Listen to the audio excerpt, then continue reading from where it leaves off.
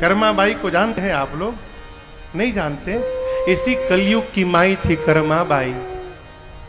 मांग मांग के खाती थी वो, जहां जाती थी मांग के खाती थी। एक दिन कन्हैया के मंदिर में गई, दोपहर में तो देखी कि दोपहर में पुजारी जी भोग लगा रहे थे। कर्मा माई बोली, ठाकुर जी ये पंडित आपको भूखों मार डालेगा, बताओ सुबह से आपको भूखा रखा। प्रभु यहां तो मेरा कोई अधिकार नहीं है, लेकिन तुम एक काम करना, कल सवेरे 6 बजे आ जाना, भूख लगी होती है तुमको, मैं कुछ तुमको खिला दूंगी, उसके बाद बढ़िया चकाचक यहाँ 56 भोग पाना दिन में। बोल के गई और उसको विश्वास था कि मेरा कन्हैया अवश्य आएगा। सवेरे उठी 5 बजे, नहाई भी नहीं, न आंगन साफ की, पहला काम किया खिचड़ी बनाया उसने। जैसे खिचड़ी बना के रखी, 6 बजा, दरवाजे पर एक 8 साल का बच्चा चला आया और आकर बोला, माँ जल्दी खिला दे, बहुत जोर की भूख लगी है। कर्मा बाई ने खिचड़ी खिलाया। अब ये नियम नित्य का हो गया।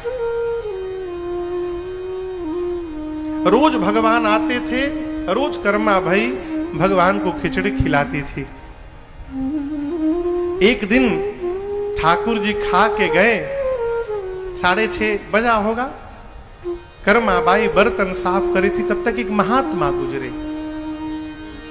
महात्मा बोले, इतने सुबह सुबह भोजन कर लिया इसने? बोले, अरे माई इतने सवेरे सवेरे तू खा ली? बोले, मैं नहीं खाई, वो कन्हैया आया था ना भोजन करने। अब महात्मा बोले, हाँ तुम बहुत बड़ी भक्तन हो गई, भगवान तुम्हारे यहाँ भोजन करने आएंगे। अब तू भगवान को खिलाती तो ऐसे खिलाती है? अभी तूने स्वयं स्नान नहीं किया है, तेरा आंगन गंदा पड़ा हुआ है, बर्तन जूठे पड़े हैं। माई बोली, प्रभु हमें कुछ पता नहीं कि कैसे करना चाहिए, क्या क्या करना चाहिए। महात्मा बोले, पहले तू स्वयं नहाना, आंगन को साफ करना, लीपना आंगन को, बर्तन साफ करना, फिर साफ सुथरा करके फिर भोजन बनाना। बोली, कल से करूंगी। अगले दिन उठी, साफ सफाई करने में ही समय हो गया, खिचड़ी बनाए नहीं था, तब तक भगवान चले आए। अब बोले, माँ जल्दी खिला। माई बनाई नहीं तो क्या खिलाएगी? जल्दी जल्दी बनाई। उधर पंडित जी महाराज मंदिर का पट खोलने के लिए घंटा पीट रहे हैं कि अब पट खोला जाएगा। भगवान अभी 2 ही 3 कौर खाए थे, जैसे देखे कि पंडित जी पट खोलने वाले हैं, अब मंदिर से मैं गायब हूं, भगवान तुरंत भागे। और आपको सत्य बताऊं माई बाप, जब पुजारी जी ने मंदिर का पट खोला न हो, तो ठाकुर जी के विग्रह में उनके दाहिने हाथ पर और भगवान के मुख पर खिचड़ी लगा हुआ था। मंदिर में पुजारी जी की मति घूम गई। रात को स्वप्न दिया भगवान ने पुजारी जी को, कहा किसी से कहिएगा मत, मैं नित्य कर्मा माई के पास खिचड़ी खाने जाता हूं। मैंने पढ़ा है, जब कर्मा बाई इस संसार में नहीं रही तो उसके बाद कई दिनों तक अगल बगल के लोगों को सवेरे सवेरे कर्मा बाई के घर से एक बच्चे के रोने की आवाज आती थी। कई दिनों तक भगवान जाते थे, खिचड़ी नहीं मिलती थी तो भगवान रोते थे। और वही खिचड़ी है कि आज भी श्री जगन्नाथपुरी में 56 भोग लगे चाहे न लगे, लेकिन जगन्नाथ भगवान को आज भी कर्मा बाई की खिचड़ी खिलाई जाती है और नित्य खिलाई जाती है। आपसे कहूं, एकादशी के दिन चावल छूना भी पाप है, खाना तो बहुत दूर। एकादशी के दिन ठाकुर जी की सेवा होती तो तिलक करके चावल नहीं लगाया जाता। केवल धरती पर एक स्थान है जहां एकादशी को भी कैद खाने में डाल दिया गया है, वो है जगन्नाथपुरी।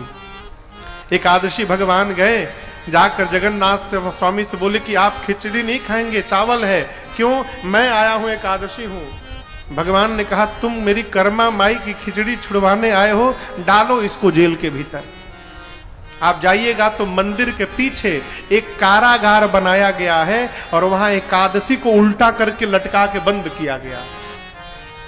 पूरे धरती पर एकमात्र स्थान है जगन्नाथ भगवान की पुरी, जहां पर एकादशी का कोई प्रभाव नहीं है।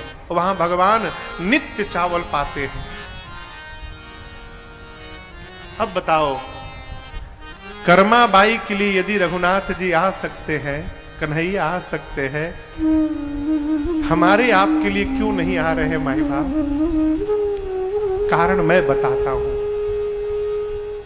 कर्मा ने जीवन में भगवान से कभी कुछ मांगा नहीं हो,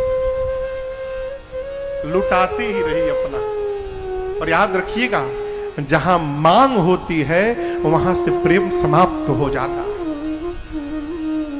यदि आप भगवान का दर्शन प्राप्त करना चाहते हैं, इस जन्म में नहीं, अगले जन्म में, उस जन्म में नहीं, उसके अगले जन्म में यदि प्राप्त करना चाहते हैं माई बाप, तो मांगना बंद कर दीजिए।